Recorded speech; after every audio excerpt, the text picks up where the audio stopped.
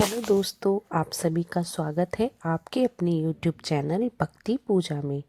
तो दोस्तों, आज हम आपको सुंदरकांड के चमत्कार बताने वाले हैं, तो इसलिए वीडियो को पूरा जरूर देखिएगा। तो चलिए वीडियो को शुरू करते हैं। सुंदरकांड रामायण का चमत्कार, हनुमान जी की अद्भुत शक्ति। दोस्तों, सूरज शुक्ला 30 साल का एक व्यक्ति मुंबई की तंग और शोर भरी मोहल्ले में अपने छोटे से किराए के मकान में रहता था। उसका कमरा इतना अस्त व्यस्त था कि एक पुरानी खटिया, एक टूटी सी तख्त और कुछ बिखरे हुए सामान के अलावा कुछ और रखने की कोई जगह नहीं थी। कमरे के दीवारों पर शीत के धब्बे थे और खिड़कियों से आने वाली हल्की प्रकाश कमरे को और दुखी बना देती थी। सूरज की जिंदगी भी उसके कमरे की तरह ही थी, उदास और बिना किसी रोशनी के। तो फिर सूरज का सब जीवन सपनों से भर गया था। वह महाराष्ट्र के एक छोटे से गांव पारथडी का रहने वाला था। वहां उसके माता पिता मजदूरी करते थे। बचपन में सूरज अपने गांव के स्कूल में सबसे होशियार विद्यार्थी था। शिक्षकों का कहना था कि सूरज एक दिन बड़ा अफसर बनेगा और अपने घर का नाम रोशन करेगा। उसकी माँ कोकिला हर रात उसे कहानियां सुनाती थी, बजरंगबली की वीरता, रामायण की कथाएं सुनने से मेहनत और भक्ति से कोई भी मंजिल पाई जाती है। तो सूरज ने इन्हीं कहानियों से प्रेरणा ली और होम साइंस कॉलेज में दाखिला लिया था। परंतु कॉलेज के बाद जिंदगी ने उसके सारे सपनों को तोड़ दिया।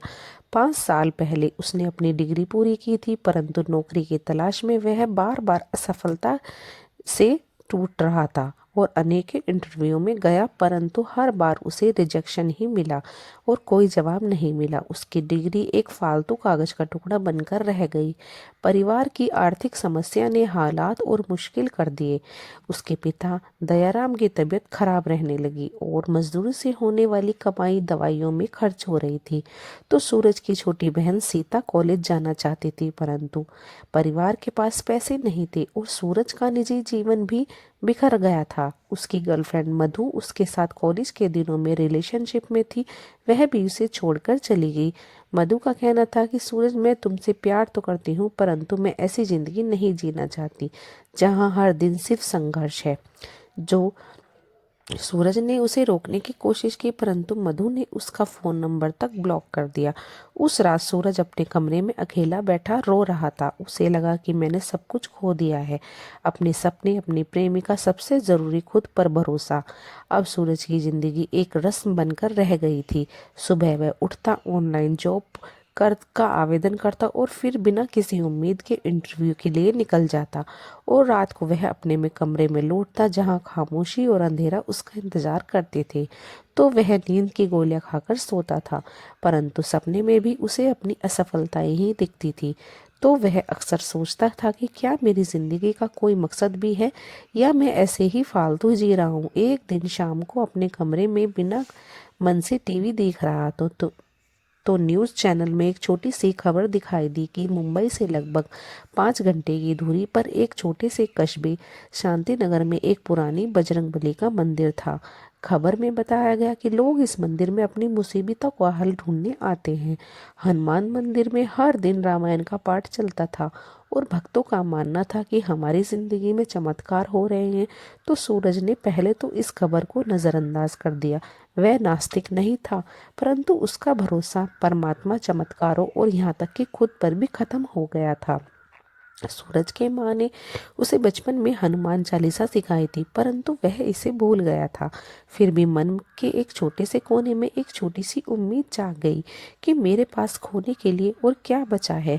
फिर उसने सोचा और उसने अपनी जेब से 1000 रुपये निकाले और पुरानी सी गाड़ी में सवार हो गया और मंदिर की ओर चल पड़ा।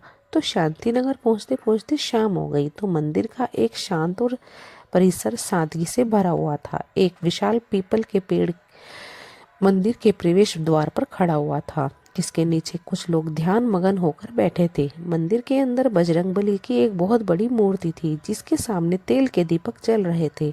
हवा में धूप, दीप, अगरबत्ती की खुशबू और मंत्र गूंज रहे थे। सूरज ने अपने चप्पल उतारे और मंदिर के अंदर प्रवेश किया और वह एक कोने में चुपचाप जाकर बैठ गया। तो कुछ लोग रामायण का पाठ कर रहे थे। उनकी आवाज में एक अजीब सी शांति थी तो जो सूरज के मन को छू गई और उसने अपनी आंखें बंद की और पाठ को सुनने की कोशिश करने लगा, परंतु उसका मन बार बार बेचैन हो रहा था। वह सोच रहा था कि क्या यह सचमुच मेरी जिंदगी बदल पाएगा या यह फिर एक फालतू मेरी कोशिश है। तो उसी वक्त उसे अपने कंधे पर हल्का सा स्पर्श महसूस हुआ। उसने आंखें खोली तो सामने एक वृद्ध महात्मा खड़े थे। उनकी दाढ़ी पकी थी, चेहरा शांत और आंखों में गहरी चमक थी। महात्मा ने भगवा वस्त्र पहने हुए थे और उसके हाथ में एक पुरानी सी पुस्तक थी। तो उन्होंने मुस्कुराते हुए कहा, बेटा तुम्हारा मन बहुत दुखी है, क्या बात है। तो सूरज को समझ नहीं आया कि मैं क्या जवाब दूं या शांत रहूं, परंतु महात्मा की आंखों में कुछ ऐसा था कि सूरज खुद को रोक नहीं पाया और उसने अपनी सारी कहानी सुना दी। असफलताएं, मधु को छोड़कर जाने की, परिवार की आर्थिक परेशानी और अपनी जिंदगी से हार मानने की बात। उसकी आवाज में पीड़ा थी तो कई बार वह अटक कर बता रहा था। तो महात्मा ने चुपचाप यह सब सुन लिया और फिर धीरे से कहा, बेटा तुम्हारी कहानी नई नई नहीं है। हर मनुष्य की जिंदगी में ऐसा बिंदु आता है जहां उसे लगता है कि अब सब कुछ समाप्त हो गया है, परंतु रामायण हमको समझाता है कि कोई भी मुश्किल परमानेंट नहीं होती है। तो सूरज ने थोड़ा कड़े बड़े लफ्जों में महात्मा से, यह सब तो धार्मिक पुस्तकों की बात है, इसमें मेरी जिंदगी की मुसीबतों का हल कैसे हो पाएगा।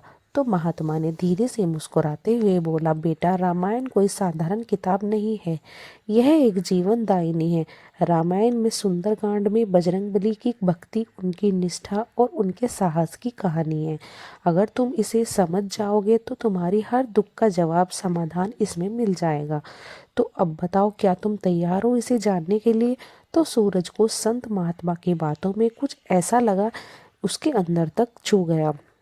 उसने हाँ बोल दिया। तो संत महात्मा जी बोले, तुम कल सुबह फिर आना, हम साथ में रामायण के सुंदरकांड का पाठ शुरू करेंगे और तुम्हें बता दूंगा कि इसमें तुम्हारी जिंदगी के सवालों के उत्तर कहाँ छिपे हैं। तो अगली सुबह जब सूरज फिर मंदिर गया, सूरज अभी अच्छे से समझा नहीं था कि और मंदिर का परिसर सुबह की ठंडी हवा से ठंडा रहा था और महात्मा ने उसे मंदिर के पीछे एक छोटे से गार्डन में ले गए। तो वहाँ एक केले का पौधा था और कुछ पत्थर के घोड़े थे। बगीचे में एक छोटा सा सरोवर भी था जिसमें कमल के फूल खिले हुए थे। फिर महात्मा ने अपनी पुस्तक खोली और रामायण का एक सुंदर का पाठ शुरू कर दिया। तो उनकी आवाज में एक चमत्कार था जो सुनने वाले को बांधे रखता था। फिर पाठ के बाद संत महात्मा बोले, आज हम सुंदरकांड की शुरुआत से समझेंगे। जब बजरंगबली को लंका ले जाने का आदेश मिला था तो उनके सामने एक असंभव सा कार्य था, समुद्र को पार करना, राक्षसों से भरी लंका के अंदर प्रवेश करना और सीता माता को खोजना। परंतु बजरंगबली ने हार नहीं मानी। क्या तुम इस बात को जान रहे हो हनुमान जी ने ऐसा क्यों किया था। तो सूरज ने कहा, क्योंकि वह भगवान जी राम के भक्त थे। तो महात्मा ने मुस्कुराते हुए कहा, परंतु उससे भी ज्यादा उनके पास आत्मविश्वास था। उन्होंने अपने आप पर विश्वास किया था। जब जामवंत जी ने उन्हें उनकी शक्तियां याद दिलाई तो बजरंगबली ने अपने अंदर की ताकत को जाना था। इसलिए रामायण के सुंदरकांड का पहला सीख है अपने आप पर विश्वास करना। तुमने अपने आत्मविश्वास खो दिए हैं सूरज। जब तक तुम अपने आप को कमजोर समझते रहोगे, तुम्हारी समस्याएं तुम्हें और कमजोर बनाती रहेगी। तो सूरज ने कहा, महात्मा परंतु मुझ में ऐसा क्या है जिस पर मैं भरोसा कर सकता हूँ। मैं तो हर बार हार गया हूँ। तो संत महात्मा ने कहा, हर मनुष्य के अंदर एक बजरंगबली बैठा है बेटा, तुम्हें बस उसे सच्चे मन से जानना है। तुमने अपनी पढ़ाई पूरी की है, परंतु परिवार के लिए मेहनत की है और मुसीबतों के बावजूद हार नहीं माने हो, यह सब तुम्हारी ताकत है। फिर संत महात्मा ने सूरज को एक छोटा सा कार्य दिया कि आज रात तुम अपने जीवन में 5 ऐसी चीजें लिखना जिन पर तुमको गर्व हो, चाहे वे कितनी भी छोटी बात क्यों ना हो, और कल तुम मुझे बताना। तो सूरज को यह काम अजीब सा लगा, परंतु संत महात्मा की बातों में एक भरोसा था जिससे उसे हाँ करने पर मजबूर कर दिया। तो फिर रात को सूरज अपने कमरे में बैठ गया और सोचने लगा कि पहले तो मुझे कुछ समझ नहीं आ रहा था। सूरज के मन बार बार अपनी असफलताओं की ओर चकरा रहा था, परंतु धीरे धीरे उसे कुछ बातें याद आ गई। तो उसने एक पुरानी नोटबुक निकाली और लिख लिया, नंबर 1, मैं अपनी ज़िंदगी की पढ़ाई अपने दम पर पूरी की है, भले ही परिवार की आर्थिक स्थिति खराब थी। नंबर 2, मैंने अपने कॉलेज में अपने एक दोस्त श्याम की मदद की थी जब वह मुश्किल समय में से जूझ रहा था। नंबर 3, मैंने अपने गांव के स्कूल में बच्चों को फ्री में पढ़ाया था उस वक्त जब मैं कॉलेज में था। नंबर 4, मैंने मधु के साथ अपने रिश्ते में हमेशा ईमानदारी रखी, भले ही मैं टूट गया था। नंबर 5, मैं हर बार असफल होने के बाद भी कोशिश करना नहीं छोड़ा। यह लिखते वक्त सूरज को अजीब सी शांति मिली थी। उसे लगा था कि शायद मैं उतना नकारा नहीं हूँ जितना मैं अपने आप को समझता था। फिर अगले दिन उस महात्मा संत को यह बातें बताई। महात्मा ने मुस्कुराते हुए कहा, देख लिए बेटा, तुझ में ताकत है, बस तुम उसे भूल गए थे। इसी तरह बजरंग बली ने भी अपनी शक्तियों को तब याद किया था जब जामवंत ने उन्हें प्रेरित किया था। इसलिए तुम्हारा जामवंत तुम्हारा मन है, उससे तुम्हें जगाना है। इस प्रकार अगले कुछ दिन वह रोज मंदिर जाता था और संत महात्मा के साथ सुंदरकांड का पाठ करता था, और हर दिन संत महात्मा ने उसे नया ज्ञान सिखाया। फिर एक दिन जब वह उस हिस्से पर पहुंच गए जहां बजरंगबली समुद्र को पार किए थे, तो संत महात्मा ने कहा, अब बजरंगबली जी के सामने समुद्र जैसी विशाल परेशानी थी। तो उनके साथी वानरों को यह लगता था कि यह असंभव है, परंतु बजरंगबली ने न सिर्फ समुद्र को पार किया बल्कि अपनी ताकत से सभी को चकित कर दिया। रामायण का दूसरा सबक है साहस। साहस का मतलब यह नहीं है कि तुमको अपने अंदर के डर को खत्म कर देना चाहिए, बल्कि यह है कि तुमको डर के साथ आगे बढ़ना है। तो सूरज ने पूछा, परंतु महात्मा जी, मैं साहस कहाँ से लाऊं? मैं तो हर बार कोशिश किया हूँ और हर बार हार गया हूँ। महात्मा ने कहा, साहब, साहस बाहर से नहीं आता बेटा, वह तुम्हारे अंदर से पहले से ही विद्यमान है। बजरंगबली ने समुद्र को पार करने से पहले भगवान राम का नाम लिया था और अपने मन को मजबूत किया था। इसलिए तुमको अपने मन को मजबूत करना है और अपनी हर कोशिश को एकदम मान लो जो तुमको तुम्हारी मंजिल के करीब लेकर जा रहा है। संत महात्मा ने सूरज को एक और कार्य बताया था, अगले सप्ताह तुम हर दिन एक ऐसी चीज करना जो तुमको डराती है। वह चाहे किसी की सहायता मांगना हो सकता है या किसी नई कंपनी में इंटरव्यू देना हो सकता है या अपने परिवार से अपनी परेशानी शेयर करना हो सकता है। और हर रात तुमको अपनी डायरी में लिखना है कि तुमने क्या किया है और उससे तुमको क्या सीख मिली है। तो सूरज ने इस बार बिना सवाल किए हाँ बोल दिया, और अगले दिन जब एक इंटरव्यू में वह गया जिससे पहले से ही इसने इसलिए टाल देता था क्योंकि उसे लगता था कि मैं उसके लायक नहीं हूँ, तो इंटरव्यू में उसे रिजेक्शन तो मिला था, परंतु उसके पता करें कि रिजेक्शन का दर्द अब उतना नहीं था। उसने अपने पिता को फ़ोन किया था और अपनी परेशानियां शेयर की थी जो उसने पहले कभी नहीं बताई थी। तो उसके पिता दयाराम ने उसे हौसला दिया और कहा, बेटा, तुम परिश्रम कर रहे हो, तुम्हें मुझे तुम पर गर्व है। तो सूरज को अपने पिता की यह बात सुनकर पहली बार लगा था कि मैं अकेला नहीं हूँ। फिर सूरज ने अपने पुराने दोस्त श्याम से भी संपर्क किया, जिससे वह मधु के जाने के बाद बात करना बंद कर दिया था। तो श्याम ने उसे अपने स्टार्टअप में एक छोटा सा प्रोजेक्ट ऑफर किया।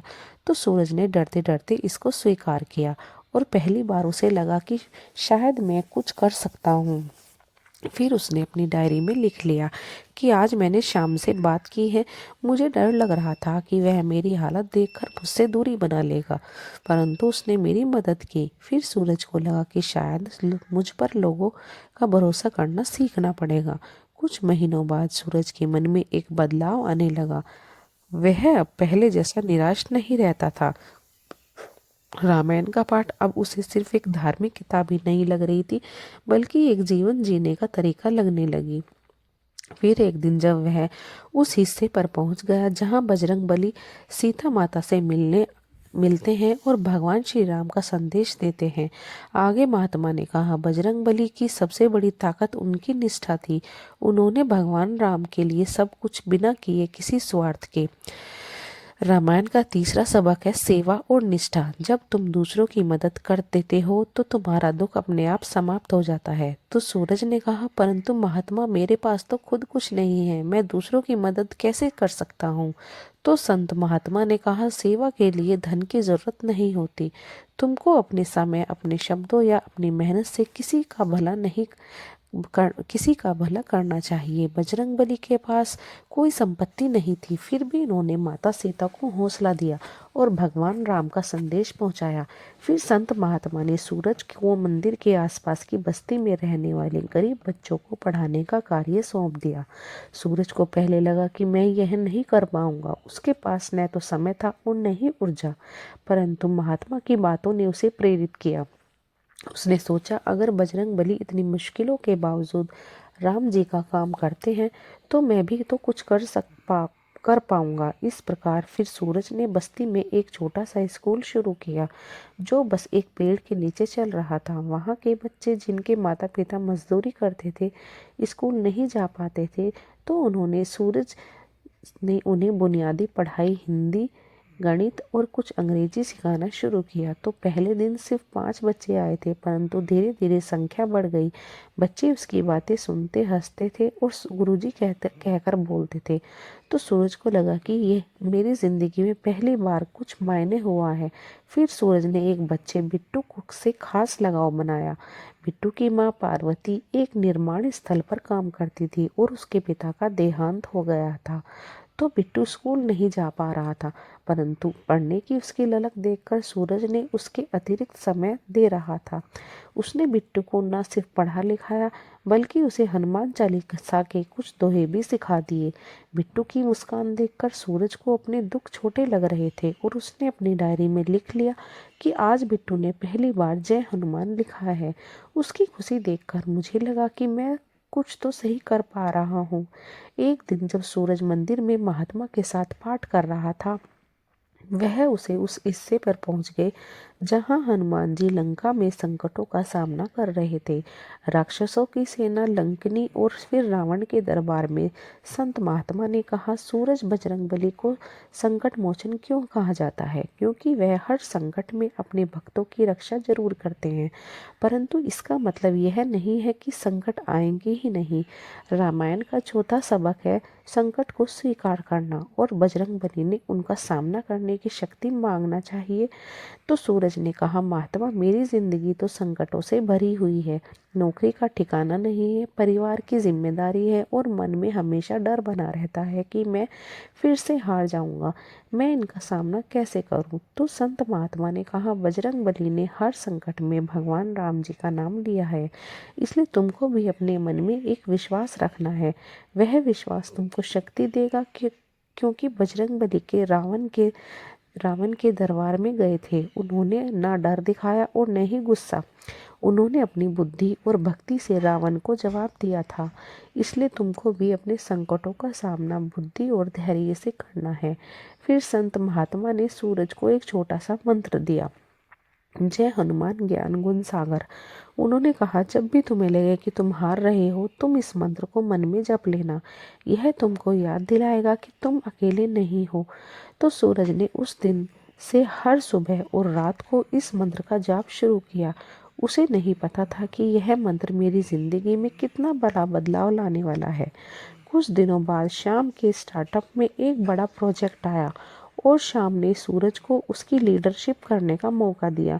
सूरज को डर था कि मैं इसे संभाल नहीं पाऊंगा, परंतु उसने मंत्र जपते जपते खुद को प्रेरित किया और पूरी मेहनत से काम शुरू किया। तो प्रोजेक्ट सफल हो गया और शाम ने उसे स्थायी नौकरी ऑफर कर दी। सूरज को पहली बार लगा कि शायद मेरी जिंदगी पटरी पर आज आ गई है। तो उसने अपनी इस पहली सैलरी से बिट्टू के लिए किताबें और स्कूल की यूनिफॉर्म खरीदी। पार्वती ने उसे आशीर्वाद दिया और कहा, बेटा, तुमने मेरे बिट्टू को नया जीवन दिया है। तो सूरज को लगा कि मैंने कुछ ऐसा किया है कि जो सही मायनों में मायने रखता है। फिर कुछ साल बाद सूरज की जिंदगी में एक नया मोड़ आया। शाम के स्टार्टअप में एक बड़ा प्रोजेक्ट आया था, परंतु इस बार कंपनी से कड़ी चुनौती मिल गई। शाम ने सूरज को इस प्रोजेक्ट का नेतृत्व करने की जिम्मेदारी दी, परंतु सूरज को डर था कि मैं इस बार असफल हो जाऊंगा, और उसने महात्मा से अपनी चिंता बताई। तो महात्मा ने उस दिन सुंदरकांड का वह हिस्सा पढ़ा जहां बजरंगबली लंका में अपनी पूंछ में आग लगा दिए थे और रावण की सेना को भयभीत कर दिए थे। तो संत महात्मा ने कहा, सूरज, बजरंगबली जी ने लंका में न सिर्फ साहस दिखाया था बल्कि अपनी बुद्धि का भी इस्तेमाल किया था। उन्होंने सही समय पर सही कदम उठाया था। रामायण का 5वां सबक है धैर्य और बुद्धि। जब तुम संकट में होते हो तो जल्दबाजी में फैसला तुमको नहीं लेना है, अपने मन को शांत रखना है और बुद्धि से काम लेना है। तो सूरज ने कहा, महात्मा, परंतु जब सब कुछ दांव पर लग जाए तो धैर्य कैसे रखना है? तो संत महात्मा ने कहा, बजरंगबली रावण के दरबार में धैर्य बनाए रखे थे, परंतु भले ही उन्हें अपमानित किया गया, लेकिन उन्होंने अपनी बुद्धि से रावण को जवाब दिया था और सही समय का इंतजार किया था। इसलिए तुमको भी अपने प्रोजेक्ट में धैर्य रखना है, अपने साथियों के साथ मिलकर काम करना है और सही रणनीति बनाना है। तो सूरज ने संत महात्मा की सलाह मान ली और उसने अपनी टीम के साथ कई रात जाकर प्रोजेक्ट की रणनीति बनाई। और तो उसने अपनी कंपनी के साथ काम का अध्ययन किया और अपनी प्रस्तुति को बेहतर बना लिया। और जब प्रोजेक्ट के अंतिम प्रस्तुति का दिन आया तो सूरज ने मंत्र जपते हुए खुद को शांत रखा और इस प्रकार उसकी मेहनत रंग लाई और उसकी कंपनी ने प्रोजेक्ट हासिल कर लिया। तो शाम ने उसे बोनस दिया और कहा, तुमने कमाल कर दिया है। सूरज की जिंदगी अब बदल गई थी, उसकी नौकरी स्थायी हो गई और वह हर माह अपने परिवार को कुछ कुछ पैसे भेज पा रहा था। उसने अपनी माँ को फ़ोन करके कहा, माँ, अब मैं ठीक हूँ, जल्दी ही तुम सबको मुंबई बुला लूँगा। और उसकी माँ कोकिला की आवाज़ में खुशी थी। सूरज ने सालों बाद सुनी थी। उसने अपनी बहन सीता को कॉलेज में दाखिला दिलवाने का वादा किया। एक दिन सूरज अपने परिवार को दिल्ली बुला लिया था। कोकिला, दयाराम और सीता पहली बार मुंबई आए थे। तो सूरज ने अपने छोटे से कमरे में ठहराया और शांति नगर के मंदिर में ले गया। तो मंदिर में कोकिला ने बजरंगबली की मूर्ति के सामने सिर झुकाया और कहा, हे बजरंगबली, आपने मेरे बेटे को रास्ता दिखाया है। तो सूरज ने अपनी माँ को गले लगाया और कहा, माँ, यह सब तुम्हारी कहानियाँ और रामायण की वजह से हुआ है। फिर सूरज ने अपनी बहन सीता को मुंबई के कॉलेज में दाखिला दिला दिया। तो सीता ने उसे गले लगाकर कहा, भैया, तुम मेरे हीरो हो। तो सूरज ने हंसते हुए कहा, नहीं, असली हीरो तो बजरंगबली हैं। इस तरह कुछ साल बीत गए तो सूरज पहले जैसा नहीं था। अब वह हर सुबह उठकर रामायण का पाठ करता था और उसमें हर दिन एक नया सबक सीख लेता था। उसने अपनी जिंदगी को नए सिरे से शुरू किया। शाम के स्टार्टअप में उसकी मेहनत रंग लाई और अब वह छोटी सी टीम का लीडर बन गया। बच्चों को पढ़ाने का काम जारी रखा। तो एक दिन संत महात्मा ने उसे बुलाया और कहा, सूरज, तुमने रामायण के सबक को अपनी जिंदगी में उतारा है। अब तुम्हारी जिंदगी की लंका पर विजय पाने का समय आ गया है। बजरंगबली ने लंका को जलाया, परंतु तुमने अपनी जिंदगी के डर, अपनी कमजोरियों और अपनी निराशा को जला दिया। तो सूरज ने कहा, महात्मा, अब मैं पहले से बेहतर हूँ, परंतु मुझे अभी भी लगता है कि मैं वह सब नहीं कर सकता जो मैं करना चाह रहा हूँ। महात्मा ने कहा, रामायण का आखिरी सबक है, विजय का मार्ग वही है जो तुम खुद बनाओगे। बजरंगबली ने अपने रास्ते की हर बाधा को अपने बल, बुद्धि और भक्ति से पार किया था। तुम भी यह कर लोगे। तो सूरज ने उस दिन ठान लिया कि मैं अपनी ज़िंदगी को पूरी तरह से बदल दूंगा। और फिर उसने एक ऑनलाइन कोर्स शुरू किया जिसमें वह अपनी सॉफ्टवेयर की स्किल को निखार रहा था। उसने अपने दोस्तों और परिवार के साथ फिर से जुड़ना शुरू कर दिया और अपनी माँ को गांव में एक छोटा सा घर बनवाने का वादा किया। कुछ महीनों बाद सूरज का एक सफल सॉफ्टवेयर डेवलप हो गया। उसने अपनी शाम के साथ मिलकर एक स्टार्टअप शुरू कर लिया जो गरीब बच्चों के लिए निःशुल्क शिक्षा, इंजीनियरिंग ट्रेनिंग प्रदान कर रहा था। अब वह भी हर सुबह रामायण का पाठ करता था और हर बार उसमें एक नया सबक मिल जाता था। सूरज ने बिट्टू को अपनी स्टार्टअप में एक इंटर्नशिप दिया था। बिट्टू अब होनहार विद्यार्थी था जो इंजीनियरिंग में रुचि रखता था। सूरज को उसमें अपना अतीत दिखने लगा तो वह बिट्टू को हमेशा प्रेरित कर रहा था। उसने पार्वती को भी अपने स्टार्टअप में एक छोटी सी नौकरी दे दी ताकि वह अपने परिवार का बेहतर तरीके से ख्याल रख सके। एक दिन सूरज उस मंदिर में वापस गया था जहां उसकी ज़िंदगी बदल गई। तो महात्मा अब वहाँ नहीं थे। तो मंदिर के पुजारी ने बताया कि संत महात्मा कुछ दिन पहले हिमालय की ओर चले गए थे। तो सूरज ने मंदिर में बजरंग बली की मूर्ति के सामने सर झुकाया और मन में ही मन कहा, बजरंग बली, आपने मुझे रास्ता दिखाया है। मैं हमेशा आपका और रामायण के सबक का कर्जदार हो गया हूँ। सूरज की कहानी सिर्फ उसकी कहानी नहीं थी, उन सभी लोगों की कहानी थी जो अपनी ज़िंदगी में हार मान गए हैं। रामायण ने उसे सिखाया था कि आत्मविश्वास, साहस, सेहत, धैर्य और भक्ति से कोई भी लंका जीत सकते हैं। सूरज ने अपने स्टार्टअप के जरिए रामायण के इन सबक को लोगों तक पहुंचाना शुरू किया। वह अपने कर्मचारियों और विद्यार्थियों को रामायण की कहानियां सुना रहा था और उन्हें प्रेरित कर रहा था। तुमको भी अपने जीवन में इन्हीं सबक को अपनाना है। एक दिन जब वह स्टार्टअप में इवेंट बता रहा था, उसने कहा, रामायण सिर्फ एक धार्मिक ग्रंथ नहीं है, वह एक जीवन का जीने का तरीका है। बजरंगबली ने हमें सिखाया है कि कोई भी बाधा इतनी बड़ी नहीं होती कि उसे पार नहीं किया जा सकता।